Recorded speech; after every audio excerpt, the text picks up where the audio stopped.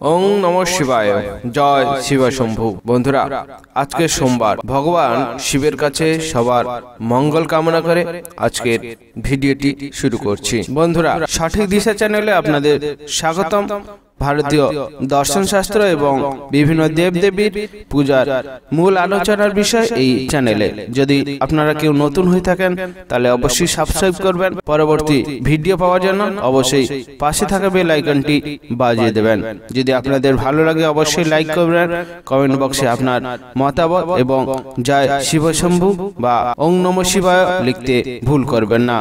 এবং যদি ভালো লাগে অবশ্যই বন্ধুদের মধ্যে শেয়ার করবেন। বন্ধুরা, আজ পৌষ মাসের সোমবার এবং ইংরেজি নতুন বছরের প্রথম দিন, অর্থাৎ 1 জানুয়ারি। এই আজকের দিনে যদি আপনি এই কাজটি যদি করতে পারেন তাহলে অবশ্যই ভগবানের শিবের আশীর্বাদ আপনাদের সাথে থাকবে এবং সকল মনস্কামনা এক নিমেষেই আপনাদের পূরণ হতে পারে।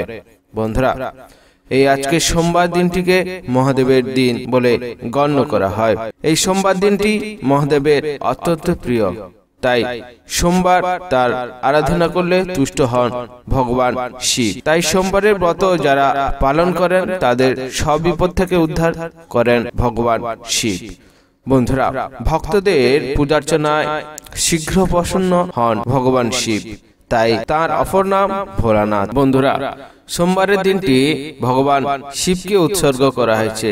এই দিন শিবের পুজো করা হয় শুধুমাত্র জলাভিষেকে সন্তুষ্ট হয়ে ভক্তদের সমস্ত দুঃখ কষ্ট দূর করে দেন। তাই সোমবার উপবাস রাখলে কঠিন সমস্যার হাত থেকেও আপনারা মুক্তি পেতে পারেন। সোমবারের উপবাসের পূর্ণফল লাভের জন্য আপনারা এই সমস্ত কাজ যদি করতে পারেন অবশ্যই আপনাদের কাছে ভগবান শিবের আশীর্বাদ সবসময় থাকবে। বন্ধুরা, যদি কেউ আজকের দিনে অর্থাৎ আজকে সোমবার দিন ভগবান শিবের পূজা বা আরাধনা না করতে পারেন তাহলে আপনারা এই কাজটি যদি করেন তাহলে অবশ্যই ভগবানের আশীর্বাদ এবং পূর্ণ ফল আপনারা পেতে পারেন।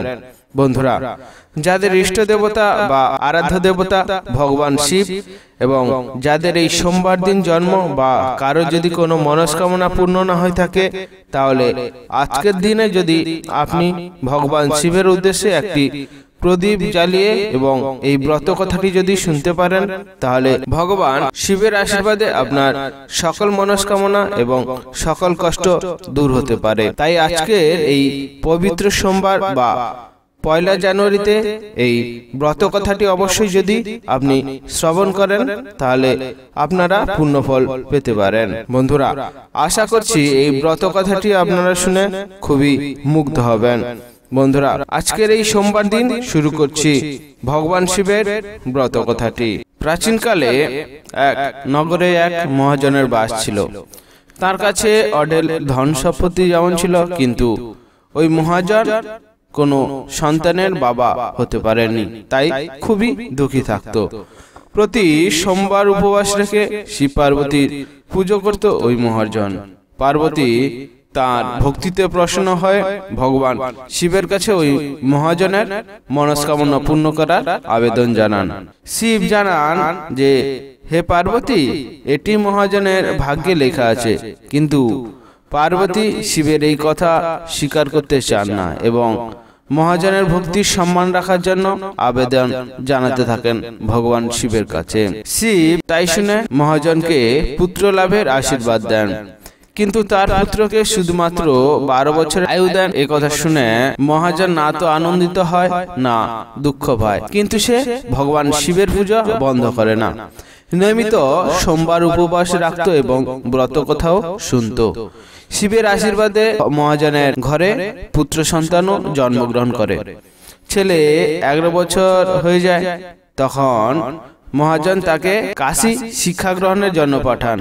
মামার সাথে কাশীর উদ্দেশ্যে রওনা দেয় মহাজনের সেই ছেলেটি। মহাজন নিজের ছেলেকে ধন দিয়ে বলেন, পথে যজ্ঞ করো, যেখানে যজ্ঞ করবে সেখানে ব্রাহ্মণদের ভোজন করাবে এবং দক্ষিণা দিয়ে অগ্রসর হবে। দুই মামা ভাগ্নে এভাবেই যজ্ঞ করতেন এবং ব্রাহ্মণদের দান দক্ষিণা দিয়ে কাশীর দিকে অগ্রসর হতে থাকেন। পথে এক নগর আসে। সেদিন সেখানে রাজার কন্যার বিবাহ হচ্ছিল, কিন্তু যে যুবরাজের সঙ্গে রাজকন্যার বিবাহ ছিল সে পাত্র ছিল কানা। তাই যুবরাজের বাবা নিজের ছেলের এই প্রতিবন্ধকতার কথা লুকিয়ে যাওয়ার জন্য একটি ফন্দি আঁটেন। মহাজনের ছেলেকে দেখে তিনি মনে ঠিক করেন এই ছেলেকেই বর সাজিয়ে রাজকন্যার সঙ্গে বিবাহ করিয়ে দিই। বিবাহের পরে মহাজনের ছেলেকে কিছু টাকা দিয়ে বিদায় করে দেব এবং রাজকুমারীকে নিজের রাজ্যে নিয়ে যাব। এরপর মহাজনের ছেলেকে পাত্রে বস্ত্র পরিয়ে বিয়ের আসনে বসিয়ে দেওয়া হয়। কিন্তু মহাজনের ছেলে ন্যায়পরায়ণ ছিল, তাই সে এটি মানতে পারেনি। সুযোগ বুঝে মহাজনের ছেলে রাজকুমারীর আঁচলে লিখে দেয় যে তোমার সঙ্গে যে আমার বিয়ে হচ্ছে, কিন্তু যে যুবরাজের সঙ্গে তোমাকে পাঠানো হচ্ছে বা পাঠানো হবে সে এক চোখে কানা।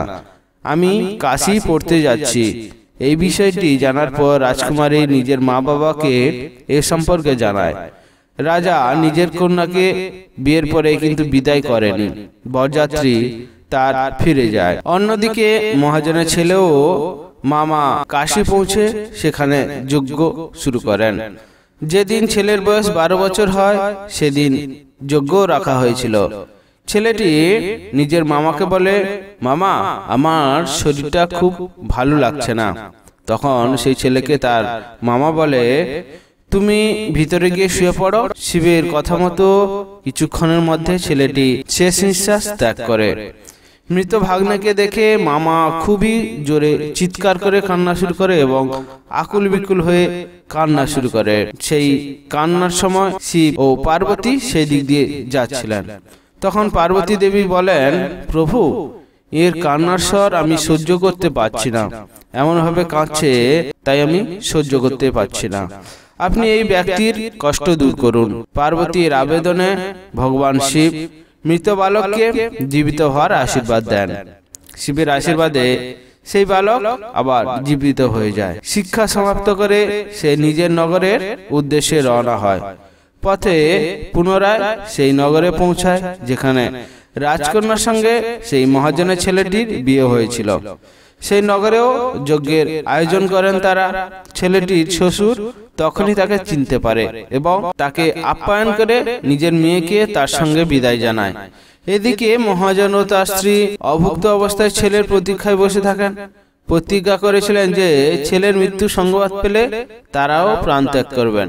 কিন্তু ছেলে জীবিত হওয়ার সংবাদ পেয়ে অত্যন্ত আনন্দিত হয়ে পড়েন এবং সেই রাতে মহাজনের স্বপ্নে ভগবান শিব এসে বলেন, হে শ্রেষ্ঠী, আমি তোমার সোমবারের উপবাস ও ব্রত পালনে সন্তুষ্ট হয়ে ছেলেকে দীর্ঘায়ুর আশীর্বাদ প্রদান করেছি। এই কথা শুনে মহাজন তো খুবই খুশি এবং সেদিন থেকেও ভগবান শিবের এই সোমবারের ব্রত এবং উপবাস প্রতি সোমবার করতে থাকতো। বন্ধুরা, যে ব্যক্তি সোমবারের উপবাস করে এবং এই ব্রত কথাটি শুনে তার সমস্ত দুঃখ দূর হয় এবং সকল মনস্কামনা পূর্ণ করেন ভগবান শিব। বন্ধুরা, আপনারা যদি এই সোমবারের দিন এই ব্রত কথাটি যদি শুনেন তাহলে ভগবান শিব অবশ্যই আপনাদের সকল মনস্কামনা পূর্ণ করবে। যদি আপনি মানতে পারেন করুন, যদি না মানতে পারেন সেটা আপনার বিষয়। বন্ধুরা, ভগবানের আশীর্বাদ পাওয়ার জন্য অবশ্যই কমেন্ট বক্সে ওং নমঃ শিবায় লিখলে আপনাদের ভগবানের আশীর্বাদ সবসময় থাকবে। বন্ধুরা, আজকে ভিডিওটি এই পর্যন্ত। যদি ভালো লাগে অবশ্যই লাইক কমেন্ট শেয়ার করবেন। বন্ধুরা, সবার মঙ্গল কামনা করে আজকে ভিডিওটি শেষ করছি। সবাই ভালো থাকবেন, সুস্থ থাকবেন। ধন্যবাদ।